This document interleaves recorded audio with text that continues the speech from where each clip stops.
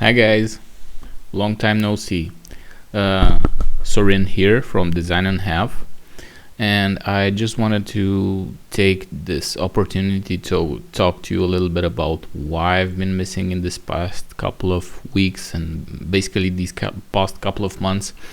It's been quite a long and weird journey so far, and to be honest, I had to take a break just to be able to take care of my job side because I've been actively looking to change my job.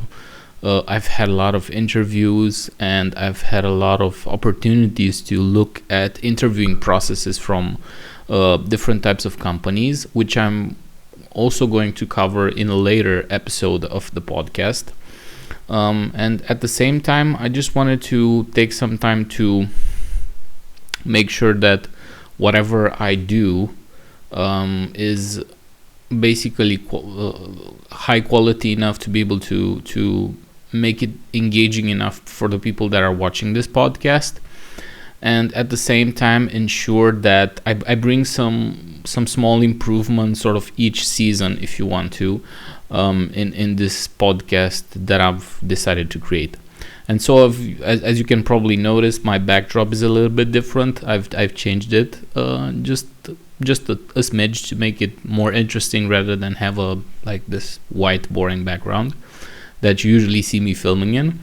I've also added some lights to make it a little bit more dynamic and pop up a little bit more, and basically just add a bit of production value to the video side, since the videos are seemingly the ones that people seem to engage with more and seem to like more. Having made this small sort of parentheses about what happened so far, I just wanted to use this opportunity to talk to you guys about one specific topic that I found out came up this past couple of weeks more. And it's something that I'm really sort of passionate about because I've encountered it several times during my career, and I've noticed I've noticed how important it is for people in organizations in various sizes, and how much it helps people bond more together. And that subject that I want to talk about today is trust. First of all, let's look a bit why and sort of discuss a little bit about why trust is so important for organizations and for people in general.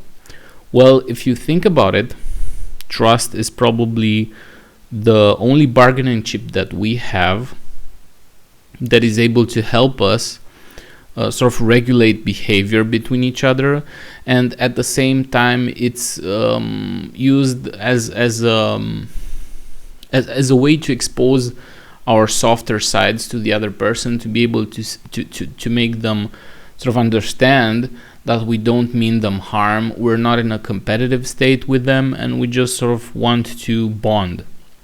It's the same situation as with wolves, for example. When wolves want to bond, the submissive person is always the submissive wolf always rolls on their back and sort of shows their underside to the other wolf to make sure that the other wolf is aware of the fact that the one presenting his underbelly doesn't mean it. He's not being aggressive. He doesn't want to attack. He just wants to bond and show his sort of passive submissive side, to show he's not a threat. So to some extent, I think it's equally valid for people as well, in the sense that you need trust in businesses, and usually and traditionally what happens in business is that both parties of a business agreement, usually what they do is they sort of get together and they have this huge pissing contest about who's better, me or you, and they're always trying to outmaneuver the other person, in the sense that they want to show who's more dominant, one or the other. And to some extent I get this, because it's business. It's supposed to be like warfare. It's supposed to be aggressive, but I've noticed that to some extent this sort of aggressive behavior has been used by companies as a way to sort of create dissension between employees, and at the same time create this climate of I don't know,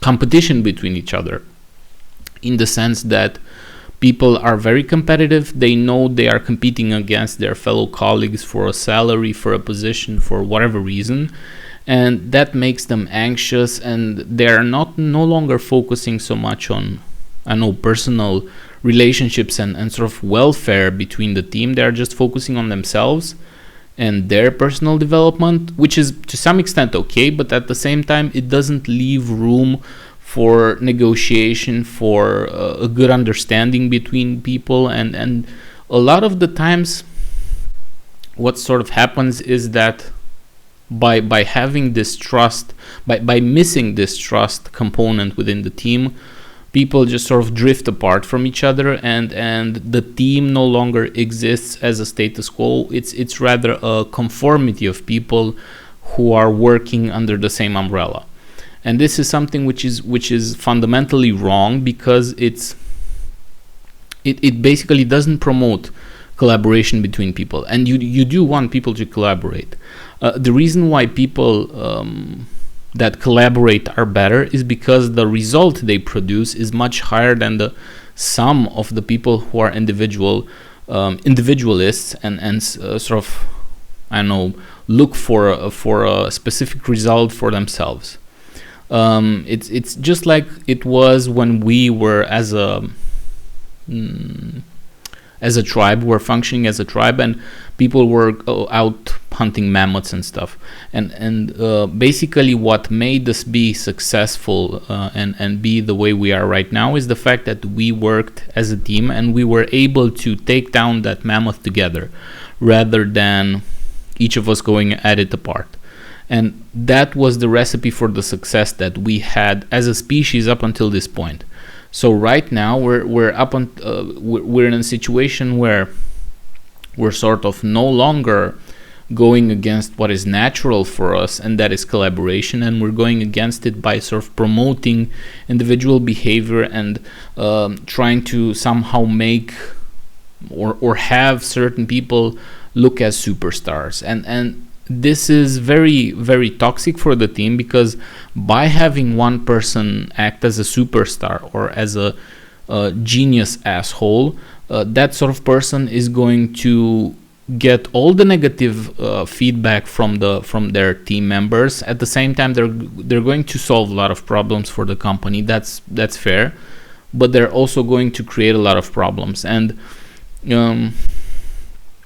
I've seen a lot of organizations where this has led to teams being split up just because there was one person who was really good at whatever they did, but were acting as a complete asshole, and the company was basically okay with it just because that person was so good at what they did.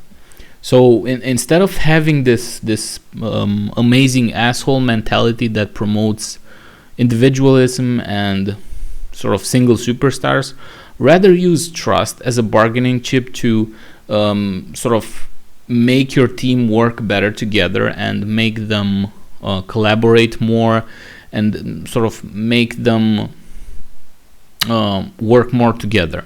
For example, one of the activities that I loved when I was in one of my earliest companies was the fact that we sort of as a team did a lot of team buildings together. We went to a lot of places. We went and sort of did laser tag. We did all sorts of small activities. We had barbecues together. And all of these small activities were not necessarily imposed on us. They were our choice. We did them because we wanted to. And that sort of also built not necessarily only trust, but to some extent also camaraderie between each other, because we sort of spend time with each other out of our own volition, not because the company wanted us to do it, because we wanted to, and because we felt like it was really fun to spend time with each other and do certain activities together, like, I don't know, like I said, laser tagging or barbecuing or going in hikes together or whatnot. That also helped cement the relationship between the team members, and it created the sense of belonging together. And what I've noticed personally is that teams that are started up and sort of built by using these tokens of trust have much higher likelihood of succeeding and sort of having a smaller transition from storming to norming to performing than the traditional ones who don't necessarily go through these steps of exchanging tokens of I don't know, vulnerability from between each other.